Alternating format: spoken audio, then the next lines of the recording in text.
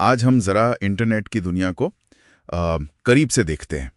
ये सिर्फ वो वेबसाइट्स या ऐप्स नहीं हैं जिन्हें हम रोज़ इस्तेमाल करते हैं, बल्कि ये तो एक बहुत बड़ा मतलब काफ़ी पेचीदा सिस्टम है जिसने हमारी ज़िंदगी को पूरी तरह बदल दिया है ना? कभी सोचा है कि जब हम कुछ क्लिक करते हैं तो पर्दे के पीछे असल में क्या चल रहा होता है? हाँ बिल्कुल, और ये समझना जरूरी भी है कि इंटरनेट असल में है क्या। कई बार लोग इसे फेसबुक, अमेज़न या गूगल समझ लेते हैं।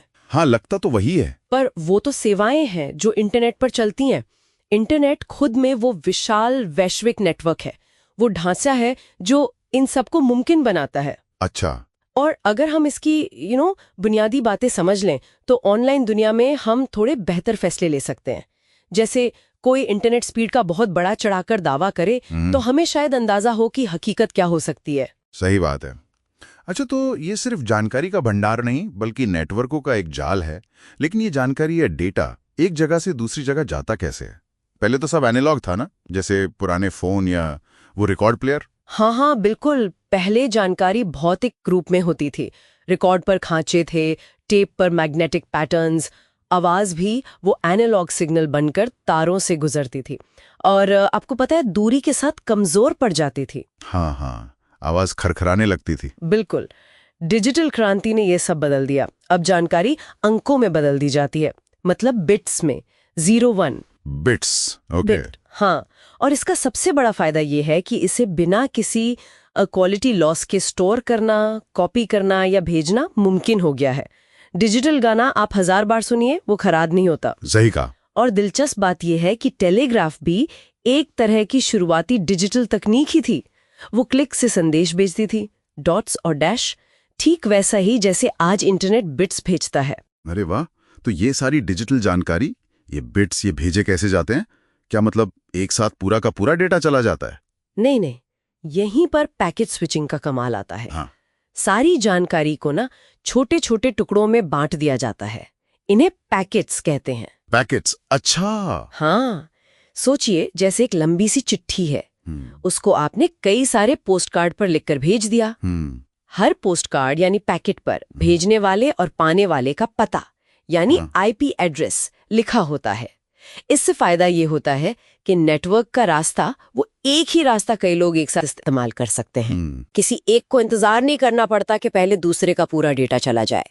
ये बहुत कुशल तरीका है। ये तो कमाल है। मतलब मेरा ईमेल और किसी और का वीडियो एक ही तार पर छोटे छोटे टुकड़ों में साथ साथ सफर कर रहे हैं। बिल्कुल।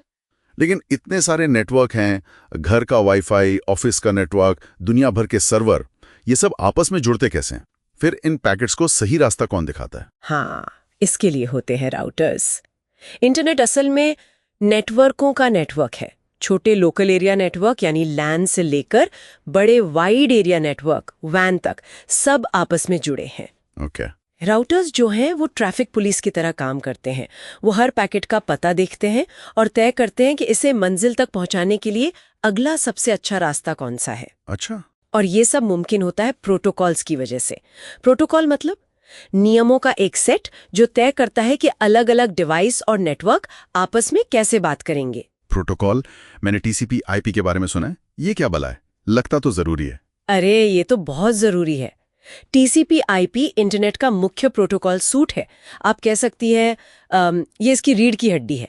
इसमें आईपी यानी इंटरनेट प्रोटोकॉल का काम है पैकेट पर पता लगाना और उसे सही दिशा में भेजना, मतलब राउटिंग। ठीक है। लेकिन रास्ते में पैकेट खो भी सकता है ना, या गलत क्रम में पहुंच सकता है।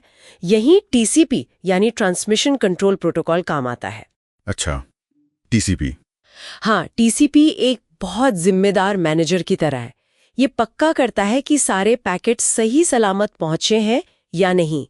अगर कोई पैकेट गुम हो गया है तो उसे दोबारा मंगवाता है, और हाँ, ये भी देखता है कि पैकेट सही क्रम में लगे ताकि जानकारी वैसी ही मिले जैसी भेजी गई थी। अरे वाह! ये नेटवर्क में अगर भीड़ भाड़ हो जाए, मतलब कंजेशन, तो उसको भी संभालता है। वाह! यानी टीसीपी ये पक्का करता है कि हमारी चिट्ठी के सारे पोस्ट कार्ड सही सलामत और सही क्रम में पहुंचें। अब समझ आया। लेकिन जब हम ब्राउजर में लिखते हैं, मान लीजिए www.google.com, तो कंप्यूटर को कैसे पता चलता है कि किस पते पर, मतलब किस आईपी एड्रेस पर जाना है? ये नाम और नंबर का चक्कर क्या है?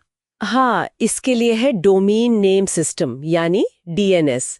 इसे आप इंटरनेट की फोन बुक समझ लीजिए। फोन बुक, ठीक है। हाँ, हम इंसानों के लिए google.com जैसे नाम याद रखना आसान है, लेकिन कंप्यूटर नंबरों में बात करते हैं यानी आईपी एड्रेस में। तो जब आप ब्राउजर में कोई वेबसाइट का नाम डालते हैं तो आपका कंप्यूटर सबसे पहले डीएनएस सर्वर से पूछता है कि भाई इस नाम का आईपी एड्रेस क्या है। अच्छा। डीएनएस उसे वो नंबर बताता है और फिर आपका कंप्यूटर उस नंबर वाले सर्वर से जुड़ पाता है। अच्छा, ये सब पलक झपकते हो जाता है। कमाल है।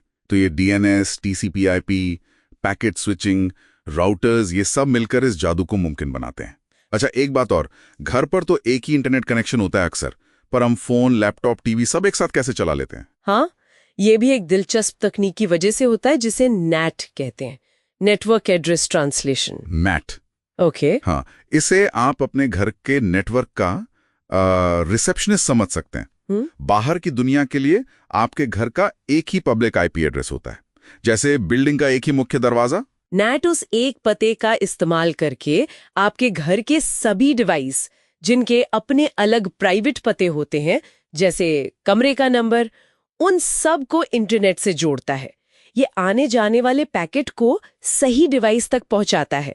इसी वजह से हम एक कनेक्शन पर कई डिवाइस इस्तेमाल कर पाते हैं। वाकई कमाल है।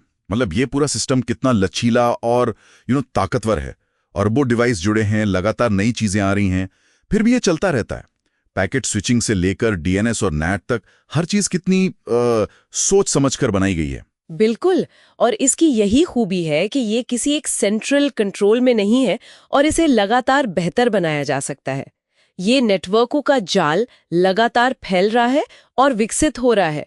ये सोचना ही कितना रोमांचक है कि भविष्य में ये तकनीक हमें और कहाँ ले जाएगी और हमारे जीवन को कैसे बदलेगी। ठीक है, तो आगे बढ़ते हैं। आज ना इंटरनेट और वेब की कुछ आम चीजों को थोड़ा और करीब से समझते हैं। तो कहाँ से शुरू करें? ईमेल? ईमेल सही रहेगा। उसमें वो एक फीचर होता है बीसीसी।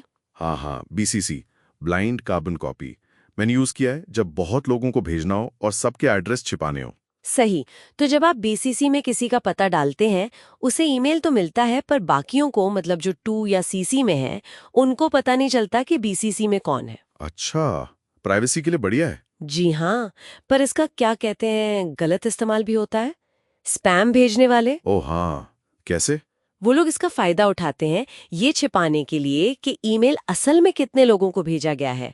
कई बार तो 2 और सीसी खाली छोड़कर सिर्फ बीसीसी में ही हजारों एड्रेस डाल देते हैं। अरे मतलब ये फीचर तो ठीक है, पर लोग गलत इस्तेमाल कर लेते हैं। खैर, ईमेल से आगे बढ़कर वेब पर आते हैं। जब हम कोई वेबसाइट खोलते हैं, मान लीजिए ब्राउजर में एड्रेस डाला, तो पर्दे के पीछे क्या होता है? देखिए, वेब जो है वो एक क्लाइंट सर्वर मॉडल पर काम करता है। Client server? हाँ, मतलब आपका वेब ब्राउजर जैसे क्रोम या सफारी, वो हुआ क्लाइंट। जब आप कोई एड्रेस डालते हैं तो ये क्लाइंट उस वेबसाइट के सर्वर को रिक्वेस्ट भेजता है। सर्वर एक पावरफुल कंप्यूटर है जहां वेबसाइट की सारी फाइलें होती हैं। अच्छा, तो ब्राउजर रिक्वेस्ट भेजता है, सर्वर फाइलें भेजता है। बिल्कुल। सर्वर वो पेज ढूंढता है, उसकी जानकारी मतलब कोड वगैरह वापस आपके ब्राउजर को भेजता है, और ब्राउजर उस कोड को पढ़कर आपके सामने वो सुंदर सा दिखने वाला पेज बना देता है। और पेज पर तो बहुत कुछ होता है, टेक्स्ट, फोटो, वीडियो, विज्ञापन भी। ये सब एक ही सर्वर से आता है क्या? जरूरी नहीं। ये इंटरेस्टिंग पार्ट है। एक वेब पेज असल में कई टुकड़ों को जोड़कर बनता है। टुकड़ों को? हाँ, जैसे टेक्स्ट कहीं से आ रहा है, इमेज किसी और सर्वर पे हो सकती, विज्ञापन का सर्वर तो बिल्कुल अलग हो सकता है। ब्राउजर इन सब चीजों को अलग अलग जगह से लाता है और फिर उन्हें एक साथ जोड़कर दिखाता है। वाह, मतलब एक पेज लोड होने में काफी मेहनत लगती है ब्राउजर की। हाँ जी। और ये सब जिस भाषा में लिखा होता है वो है HTML। HTML, hyper text markup language, सुना तो है। ये क्या करती है? HTML समझ लीजिए वेब पेज का ढांचा है। ये ब्राउजर को बताती है कि पेज पर क्या चीज कहाँ रखनी है, कैसे दिखानी है। जैसे ये टेक्स्ट हेडिंग है, ये पैराग्राफ है, यहाँ एक लिस्ट बनानी है, नंबर वाली या बुलेट वाली। ये सब टैग्स के जरिए होता है। टैग्स?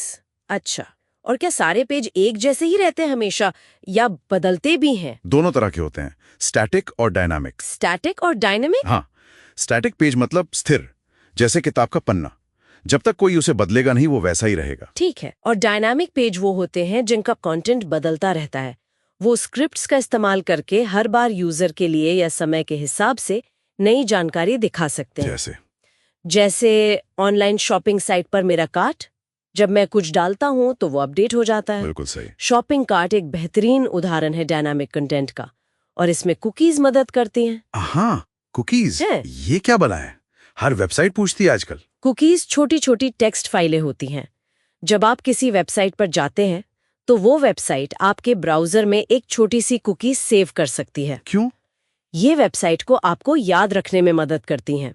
जैसे आपका लॉगिन सेशन बनाए रखना या आपके कार्ड में क्या क्या है ये याद रखना, ताकि आप थोड़ी देर बाद वापस आएं तो वेबसाइट को पता हो कि आप कौन हैं और आपने क्या किया था। अच्छा, मतलब ये जरूरी भी है, पर इनसे प्राइवेसी का भी तो इशू होता है शायद। हाँ, वो एक अलग बहस है कि कौन सी कुकी जरूरी है और कौन सी ट्रैकिंग के लिए है, पर बेसिक काम इनका यही है। समझ गया।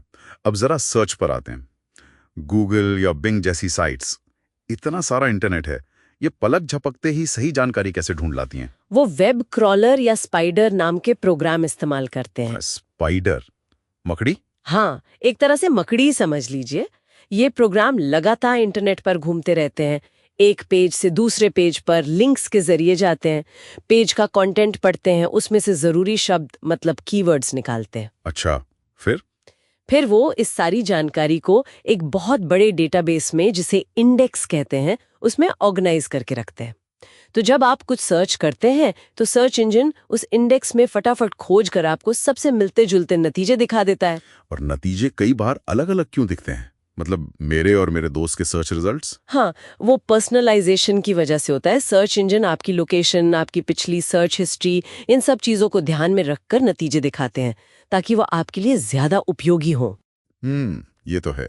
अच्छा, वीडियो स्ट्रीमिंग जैसे यूट्यूब या नेटफ्लिक्स, कभी कभी वीडियो अटक क्यों जाता है? बफरिंग होती है।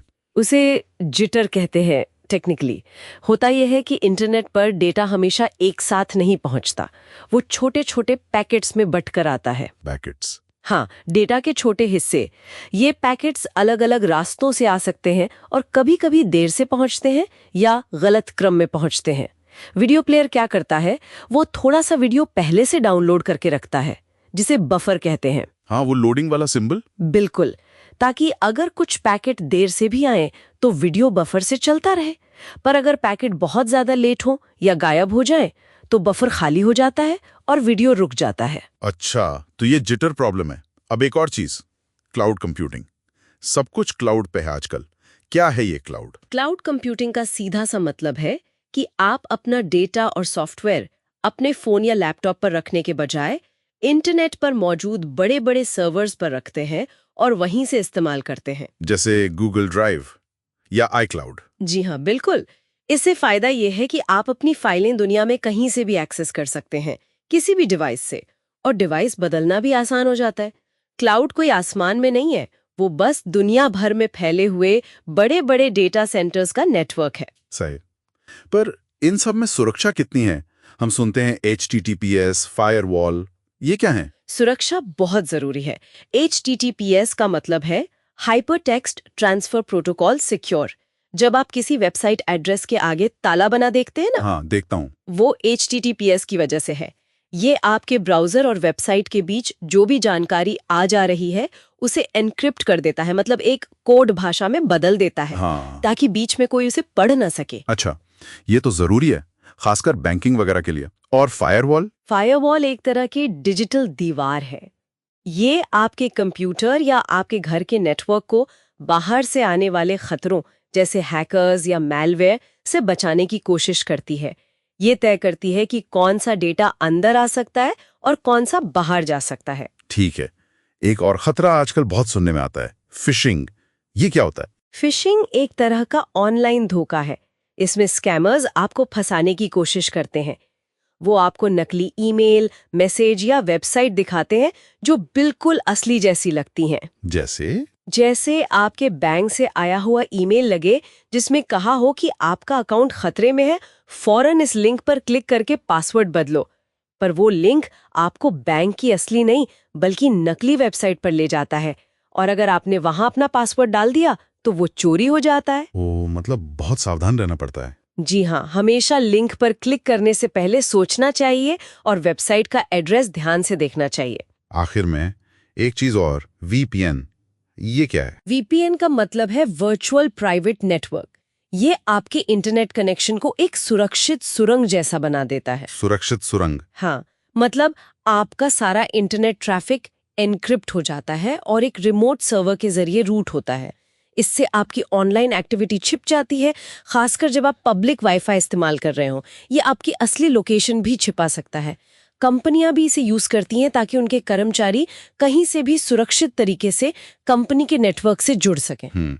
काफी सारी चीजें ये तो आज हमने कहाँ से शुरू किया था? BCC से। हाँ, BCC, फिर वेब कैसे काम करता है, client server, HTML, static dynamic page, cookies, search engine और उनके स्पाइडर, वीडियो स्ट्रीमिंग का जिटर, क्लाउड कंप्यूटिंग, सुरक्षा के लिए HTTPS, फायरवॉल और फिर फिशिंग और VPN। वाओ! हाँ, ये सब तकनीकें हमारे डिजिटल एक्सपीरियंस के पीछे चुपचाप काम करती रहती हैं। इनको थोड़ा से समझना हमें इंटरनेट को बेहतर और ज्यादा सुरक्षित तरीके से इस्तेमाल करने में मदद करता है। बिल्कुल।